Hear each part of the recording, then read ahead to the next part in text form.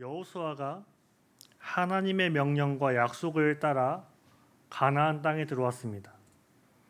처음 모세가 이스라엘의 곁을 떠났을 때, 그리고 여호수아가 그들의 리더가 되어야 한다는 그 상황 가운데 여호수아는 자신이 과연 모세와 같이 할 수 있을까? 자신은 모세의 명령에 따라서 나가서 싸우고 모세가 시킨 일만 했던 수종자의 역할이었는데 과연 자신이 그걸 해낼 수 있을까 하는 염려 가운데 있었습니다.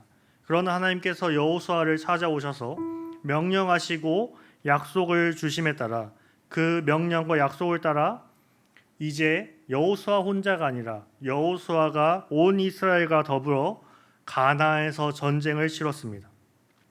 그 결과 우리가 잘 알고 있듯이 여리고와 아이성을 점령하고 기브온과 동맹을 맺은 후에 기브온을 치러 온 다섯 연합군과의 전쟁에서 승리하였습니다.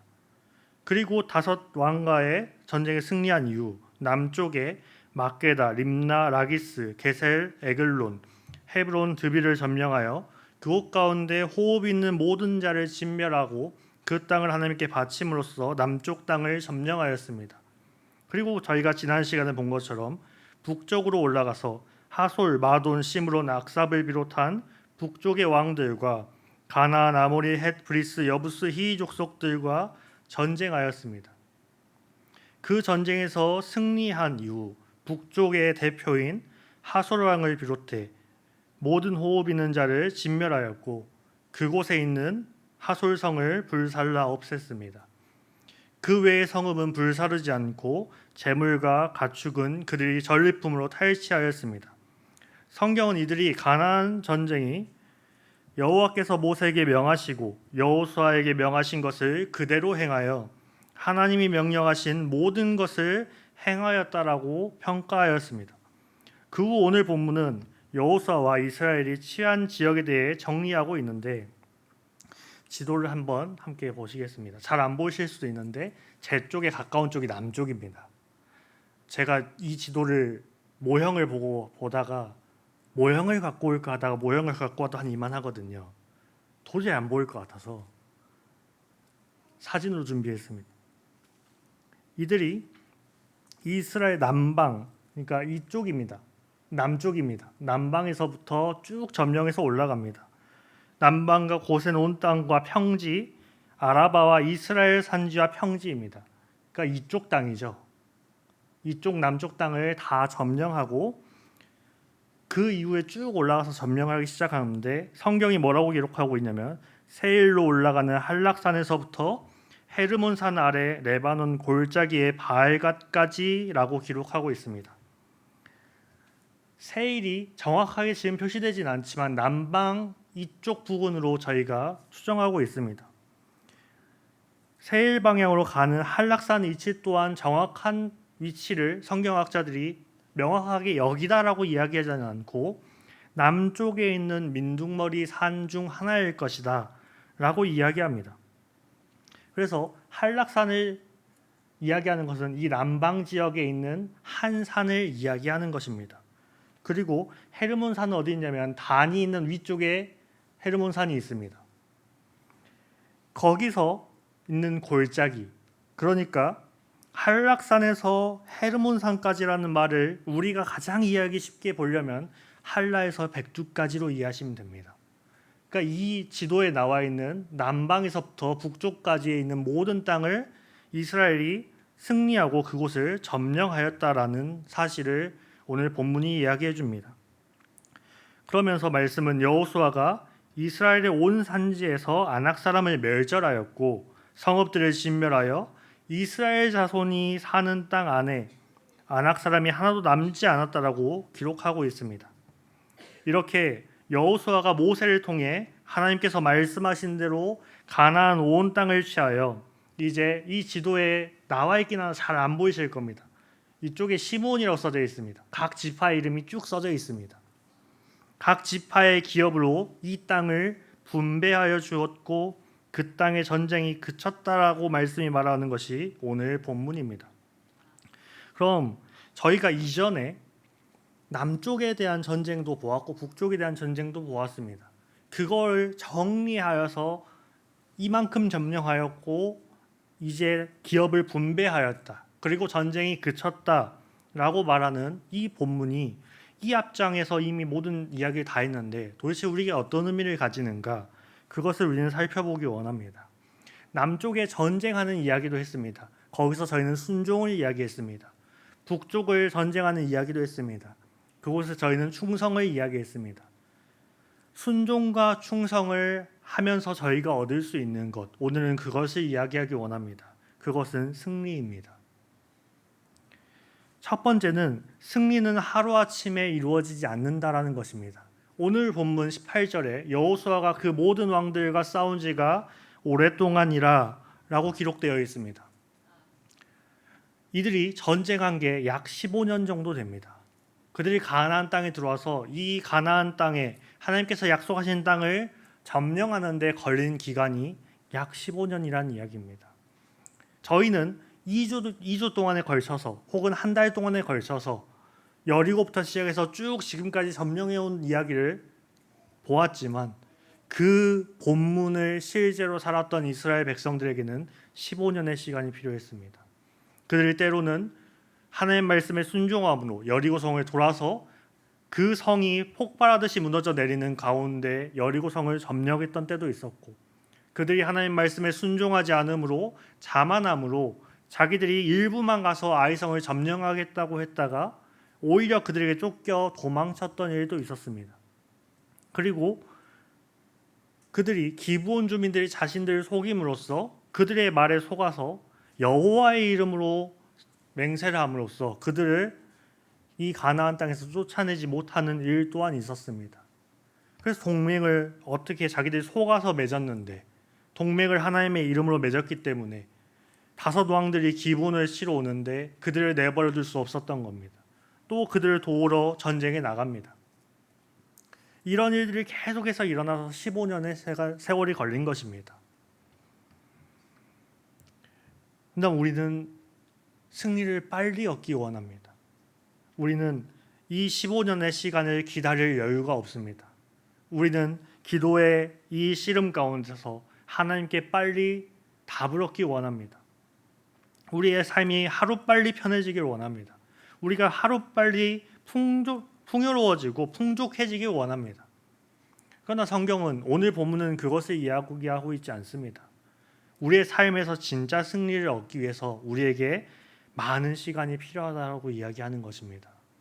우리에게 복음이 처음 우리에게 들어와서 우리는 그날부터 승리한 삶을 맞지만, 승리가 약속된 삶은 맞지만 그 최종 승리를 얻는 그날까지 우리는 치열하게 싸워야 한다는 이야기를 오늘 본문이 하고 있는 것입니다.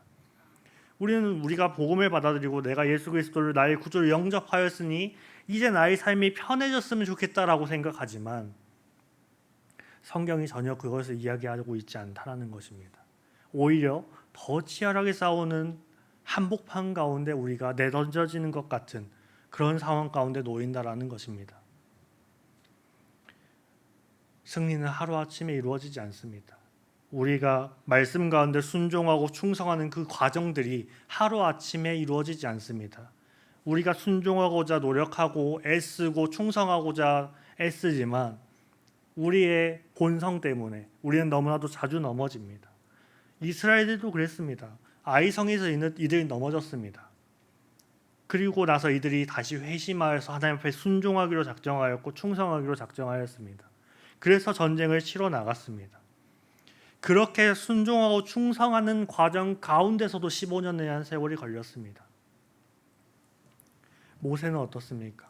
40살에 그가 자기의 이스라엘 백성들을 돕기 위해서 일어났다가 그가 광야로 도망쳐서 40년을 지냈습니다. 하나님이 그제서야 80세에 불러가지고 애굽으로 갔는데 이스라엘 백성들은 자기들 따라오는 그 과정 가운데 하나하나마다 시비를 거는 겁니다. 우리를 왜 이곳에 데리고 나와서 우리를 이곳에서 죽게 하느냐, 힘들게 하느냐, 우리가 애굽으로 돌아가겠다. 모세가 마지막 승리를 얻었던 때는 120세 때 얻었습니다. 그가 부름을 받고 40년이나 지나서 얻었습니다. 다윗은 어땠습니까?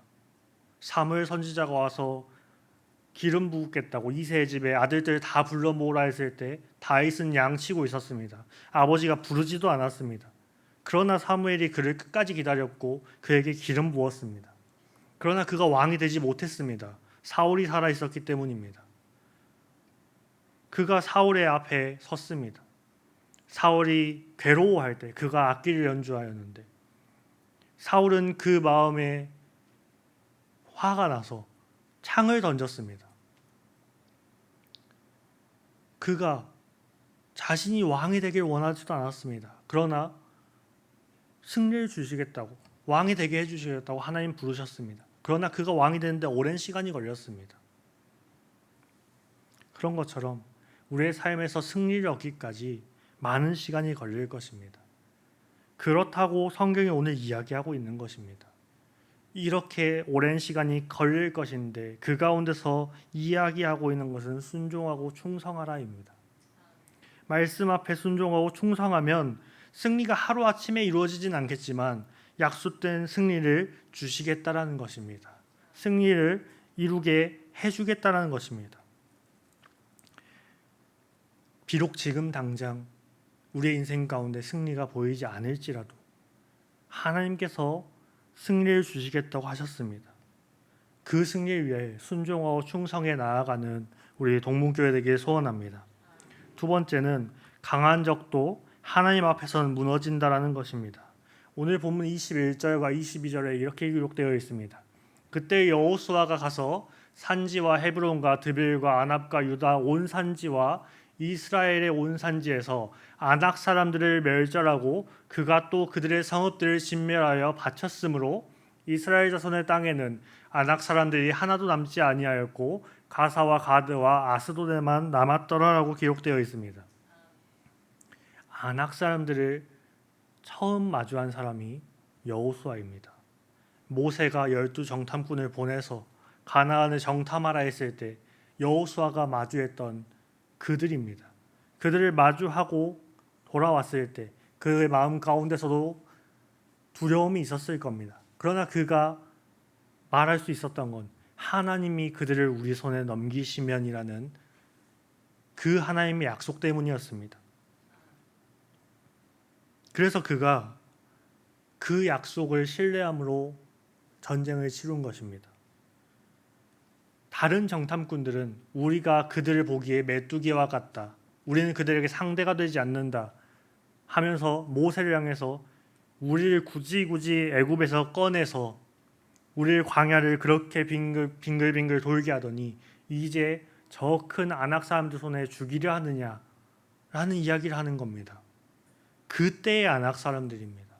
그러나 이제 하나님 말씀에 순종하고 충성하기로 작정한 여호수아와 이스라엘 자손들에게 있어 아낙 사람들은 상대가 되지 않는 것입니다. 하나님께서 이 전쟁을 행하시고 하나님께서 직접 싸우겠다라고 약속하셨기 때문입니다. 우리가 인생의 승리를 얻기 위해서, 우리의 영혼의 승리를 얻기 위해서 우리가 나아갈 때 이 아낙 사람들과 같이 강대한 적들, 우리를 힘들게 만드는 사람들, 어려운 상황 수도 없이 다가올 것입니다. 그러나 우리 눈에 보기에 아낙 사람들과 같이 큰 문제가 올지라도 그것은 우리에게 큰 문제지 하나님께 있어서 큰 문제, 강한 적이 아니라는 것을 우리는 기억해야 합니다. 제 아무리 아낙 사람들이라 하더라도 하나님 앞에서는 그들이 상대가 되지 않습니다. 앞서 다윗의 이야기를 말씀드렸습니다. 골리앗이 나타났습니다. 그가 하나님을 모욕했습니다.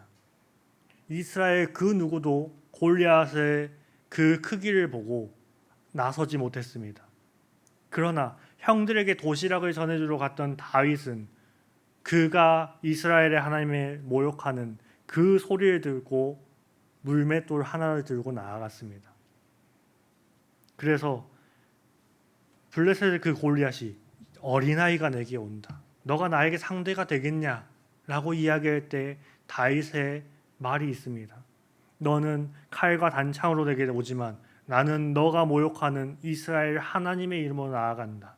하나님이 오늘 너를 나의 손에 넘기시고 블레셋을 우리의 손에 넘기실 것이다라고 이야기하면서 그가 전쟁에 나아가서 승리합니다. 우리 앞에 놓인 강한 적과 같은 우리를 자꾸 패배로 몰아넣으려고 하는 그 문제 앞에 있을 때 하나님을 찾으시길 소원합니다. 하나님이 우리와 함께 하시겠다고 약속하셨습니다. 하나님이 우리의 그 삶의 전쟁 가운데 하나님이 직접 싸우시겠다라고 약속하셨습니다. 그 문제 앞에 홀로 서지 마십시오. 다윗도 홀로 다윗이 골리앗 앞에 서지 않았습니다. 그가 하나님과 함께 섰습니다. 그가 하나님과 함께 전쟁에 나갔습니다. 다윗도 그랬습니다. 우리 또한 그래야 합니다. 여호수아도 하나님의 이름으로 나아갔습니다.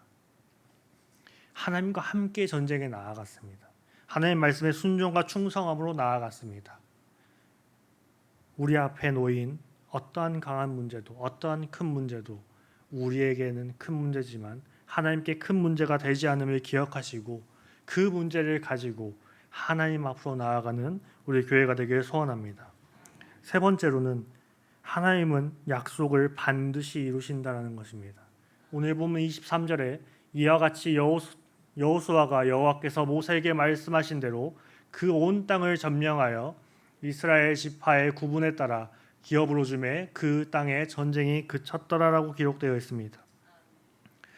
여호수아가 리더가 되었을 때 하나님께서 약속하신 겁니다. 너희가 밟는 그 땅을 이미 너희에게 주었다. 너희가 그 땅을 다 점령할 때까지 내가 너희를 떠나지 않겠다 라고 약속하셨습니다. 그런 것처럼 오늘 말씀이 기록하고 있는 겁니다. 그 온 땅을 점령하였다고 기록하고 있는 것입니다.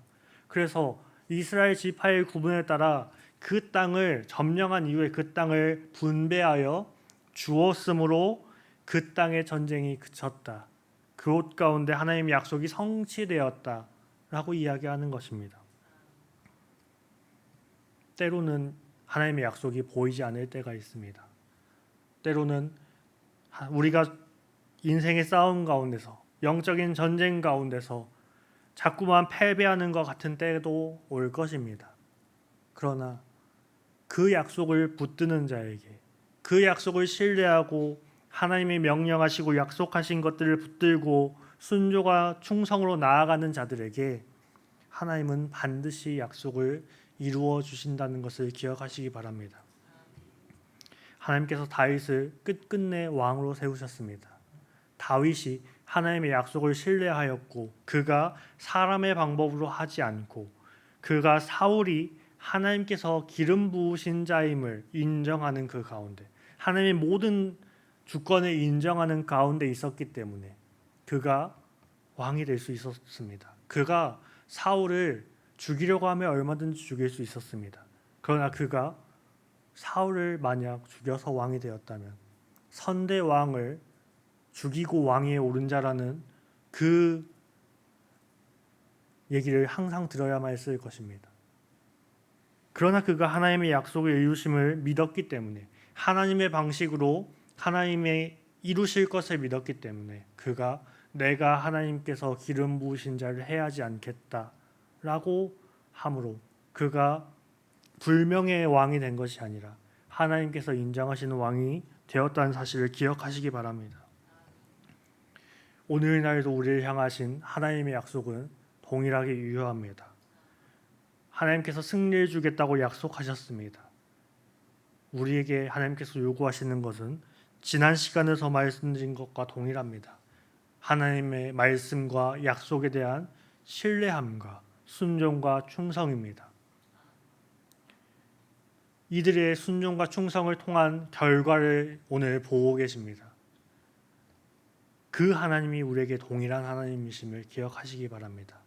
우리의 삶에 비록 지금 보이지 않을지라도 오랜 시간이 걸릴지라도 그 모든 문제를 하나님께서 해결하시고 하나님께서 반드시 우리에게 승리를 주실 것입니다. 그 승리의 미래를 믿는 믿음 가운데 오늘 우리의 삶도 앞으로의 삶 가운데서도 순종과 충성으로 나아가서 그 승리를 쟁취하시는 우리 목포 동문교회 모든 성도님들 되시길 소원합니다.